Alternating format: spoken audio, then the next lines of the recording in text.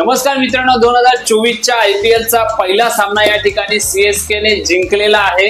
एकंदरीत ही जर मॅच बद्दल जर बोलायचं झालं तर RCB ने जो काही स्कोर CSK ला ठेवला होता, जसं की एक टार्गेट ठेवलं होतं, तो याच्यापेक्षाही जास्त राहिला असता जर विराट कोहली किंवा फॅफ डु प्लेसी हे जर अजून जास्त वेळ टिकले असते तर एकंदरीत जेव्हा ते बॅटिंगला आले, जेव्हा विराट कोहली ओपनिंगला आले तेव्हा असं वाटत होतं की अजून चांगला काहीतरी स्कोर होईल।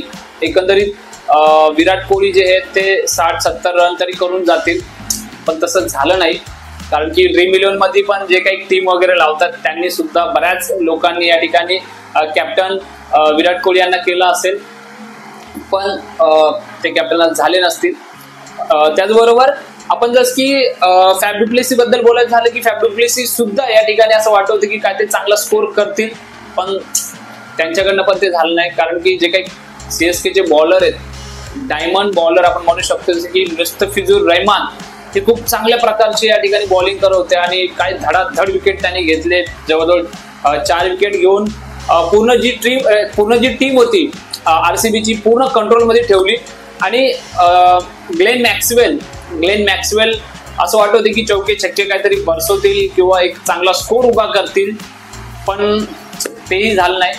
आणि खास म्हणजे या पूर्ण म्हणजे एक मॅच मध्ये जी विराट कोहली यांची जी कॅच होती ती सुपर अशी कॅच होती, जसं की असं वाटत होतं कुठेतरी की अजिंक्य रहाणे यांचा पाय लागला की काय, आणि पण ते नाही लागला। पण जेव्हा ती कॅच पकडली, खरंच खूप इंटरेस्टिंग कॅच होती। कॅच कशी पकडली, ते चेंडू कसा फेकला, तुम्ही सगळ्यांनी पाहिलं असेल किंवा नसेल पाहिले, खूप जबरदस्त अशी कॅच त्या ठिकाणी ती पकडली। आणि एकंदरीत जो हा स्कोर आहे हा कुठेतरी एक म्हणू शकतो की जास्त झाला असता।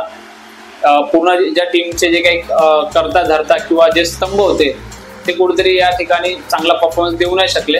आणि CSK बद्दल जर बोलायचं झालं तर ऋतुराज गायकवाड सुद्धा या ठिकाणी चांगला काही परफॉर्मन्स करू शकले नाही। जर एकंदरीतच आपण रचिन रवींद्रचा जर परफॉर्मन्स बघितला, ते न्यूझीलंडचे प्लेयर आहेत, तर सुपर परफॉर्मन्स केलाय। आणि एकंदरीत CSK ला एक विजयापर्यंत नेण्याचं काम किंवा विजयाच्या प्रवेशद्वारापर्यंत नेण्याचं काम या ठिकाणी रचिन रवींद्र यांनी केलंय।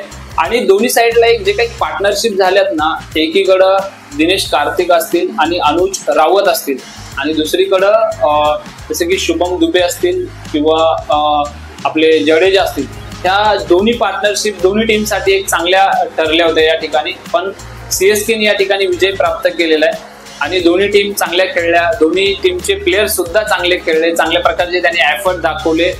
आणि खेळ हारजीत होतच असते। एकंदरीत IPL मध्ये पुढील ज्या काही मॅच आहेत त्यामध्ये RCB कशा प्रकारे परफॉर्मन्स करते किंवा CSK कशा प्रकारे परफॉर्मन्स करते, कारण की CSK बऱ्याच वेळा IPLचं चॅम्पियनशिप या ठिकाणी त्यांनी मिळवलेली आहे। आणि होणारी जी मॅच आहे पुढची ती पंजाब आणि दिल्लीची आहे, तर त्या मॅच बद्दल सुद्धा आपण लेखाजोखा घेऊ। तर पुन्हा भेटू अशाच एका नवीन व्हिडिओ सोबत। नमस्ते, जय हिंद, जय महाराष्ट्र।